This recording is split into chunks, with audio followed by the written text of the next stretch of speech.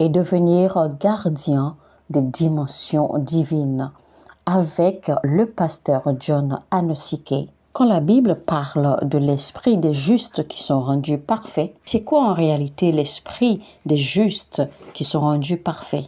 C'est quoi l'esprit de Élie? Où est l'esprit de Catherine Coleman? Où est l'esprit de Smith Wigglesworth? Où se trouve l'esprit de William Branham? Où se trouve l'esprit de Paul? L'apôtre Paul a simplifié son esprit comme étant sa foi, une foi qu'il a conservée, une foi qu'il a gardée jalousement. Il a dit « J'ai combattu le bon combat de la foi et j'ai achevé mon œuvre.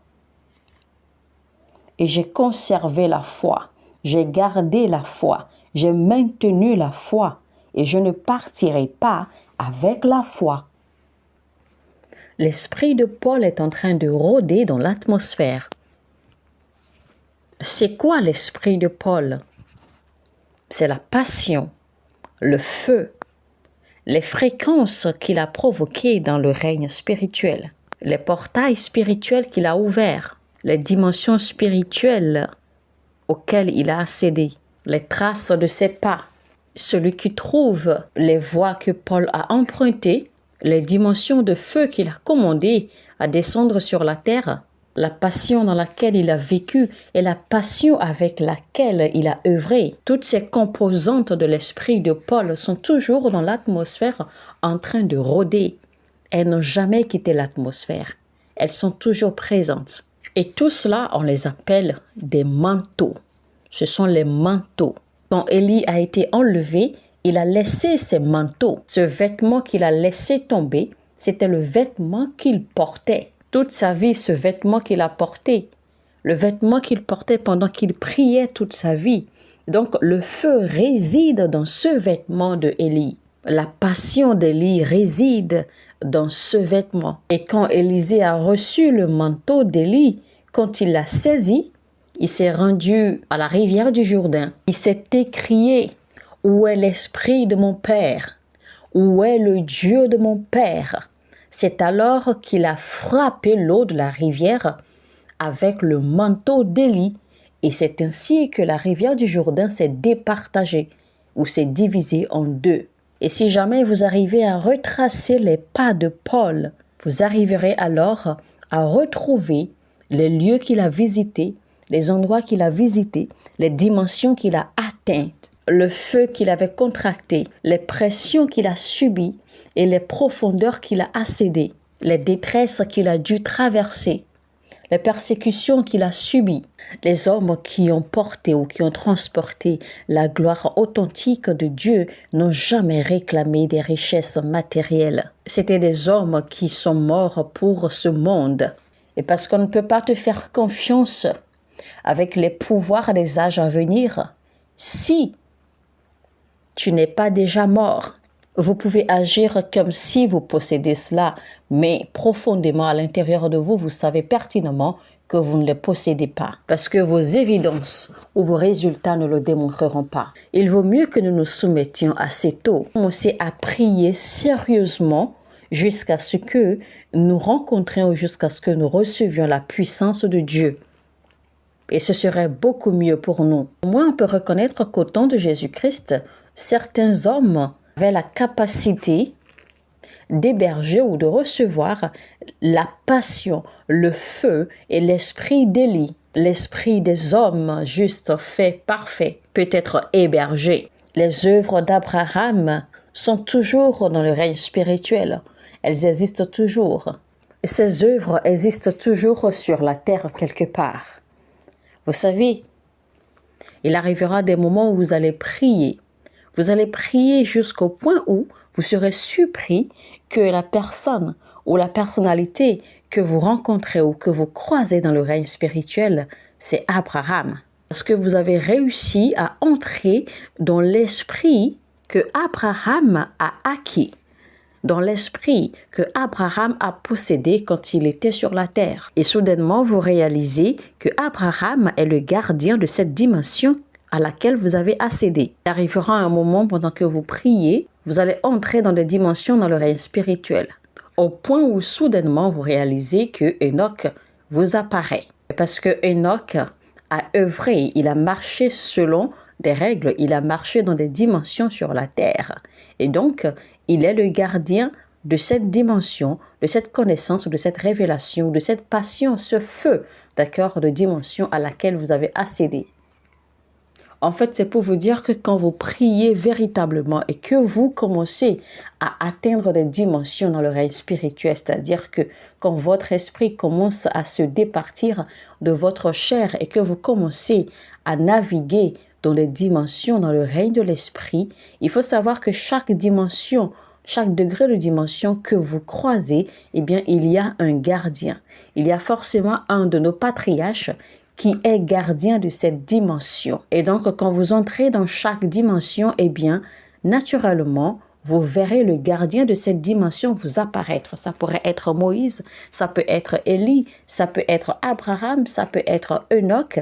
Et chaque fois que vous entrez dans cette dimension, eh bien, vous recevez le manteau, vous recevez la personnalité ou l'esprit que portait le Père ou le gardien de cette dimension. Alors, n'ayez pas peur de capturer ou d'héberger, d'accord, les gardiens de ces réalités dans le règne céleste.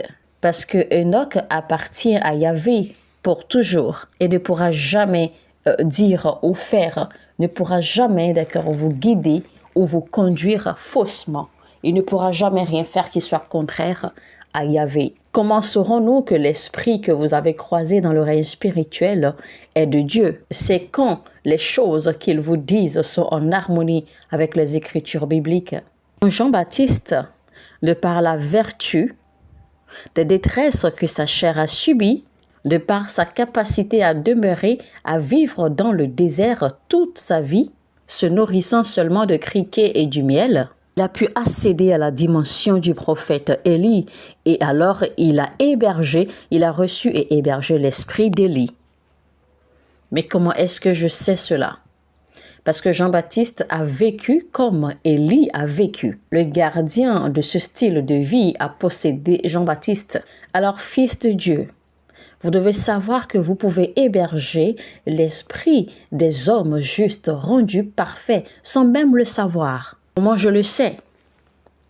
Quand le roi envoya ses serviteurs pour consulter Jean-Baptiste, pour lui demander « Qui es-tu » et quand ces hommes se sont rendus compte, quand ils ont compris que Jean-Baptiste en réalité portait l'esprit de Élie, même Jean-Baptiste ne savait pas qu'il portait l'esprit d'Élie. C'est pour vous dire que vous pouvez bien héberger l'esprit d'un homme juste rendu parfait sans même le savoir. C'est-à-dire que vous pouvez héberger l'esprit de Moïse, vous pouvez héberger l'esprit de Catherine Coleman, vous pouvez héberger l'esprit de Jean-Baptiste, l'esprit d'Élie, l'esprit d'Enoch, l'esprit d'Abraham sans même le savoir. Matthieu chapitre 17, versets 12 à 13.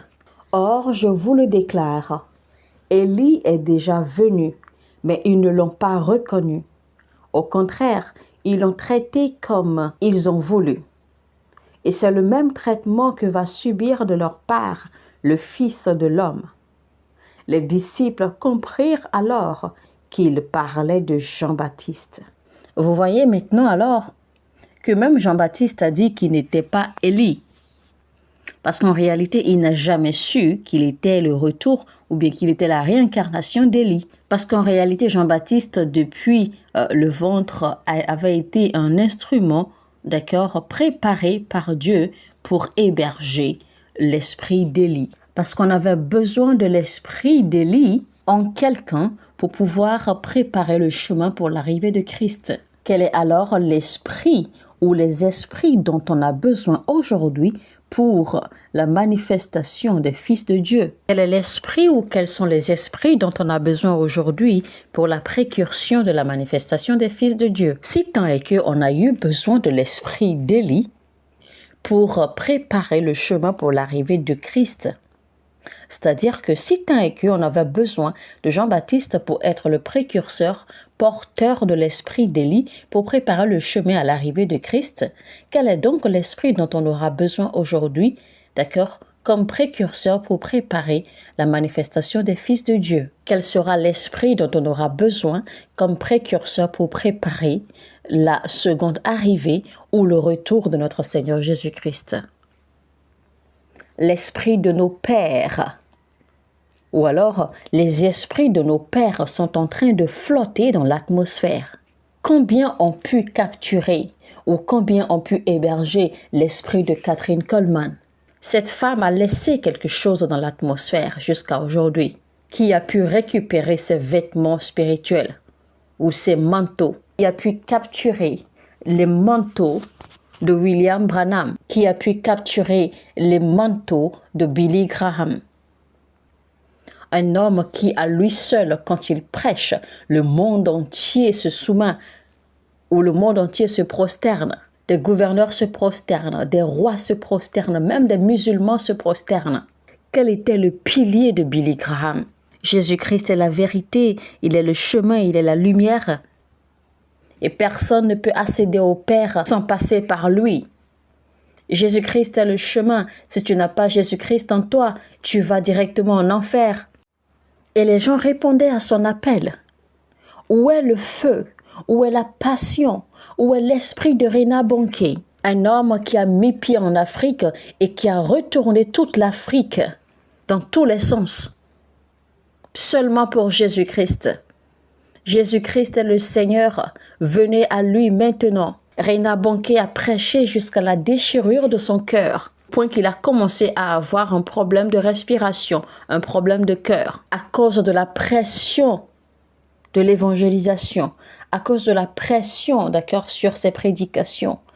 Et donc Reinhard Bonnke est mort durant l'évangélisation. Il est mort pour l'œuvre. Il est mort pour Christ.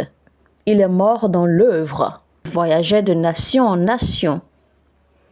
Toute sa vie a été sur le terrain de l'évangélisation jusqu'à ce qu'il s'en aille, mais il a déposé, il a laissé un manteau derrière lui, où se trouve l'esprit de Reinhard Bonnke, qui aujourd'hui a pu capturer l'esprit, les manteaux de Reinhard Bonnke. Écoutez-moi très bien. Quand vous arrivez à percer et à entrer dans les règnes spirituels, à entrer dans les dimensions divines, Dieu vous ouvrira le monde. Billy Graham n'a pas eu accès aux nations du monde juste comme ça par miracle ou par accident ou par hasard. Il a ouvert les portes des nations. C'est Dieu qui ouvre les portes des nations. Bishop Brady a dit quelque chose. Jusqu'à quel niveau puis-je te porter avant de te relâcher? Je veux t'emmener très très loin et très très haut. Mais la question est ceci.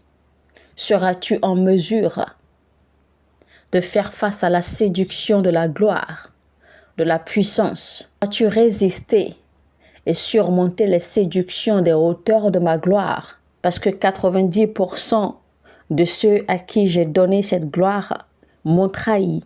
Ils ont commis des péchés d'échange avec une femme. Ils ne sont pas arrivés à gérer les pressions que la gloire apporte ou les pressions avec lesquelles la gloire vient. Ils n'ont pas pu gérer les séductions, les pièges avec lesquels la gloire vient.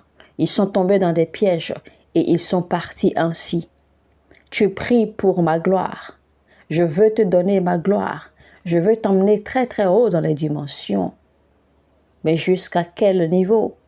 Jusqu'à quelle hauteur puis-je t'emmener avant de te libérer? Pourras-tu gérer les attaques avec lesquelles ma gloire vient? Pourras-tu faire face aux attaques, aux pressions que ma gloire attire? Pourras-tu faire face et gérer les accusations qui viendront, les désirs sexuels qui viendront, le vide, la solitude que cela apportera, les sacrifices, les exigences avec lesquelles ma gloire vient? C'est fait une honte pour moi parce qu'il est tombé dans les griffes d'une femme appelée Delilah. Je l'avais fait gardien de ma puissance pour délivrer mon peuple. Cet homme même a été humilié et rejeté et battu. Il était devenu la honte d'Israël.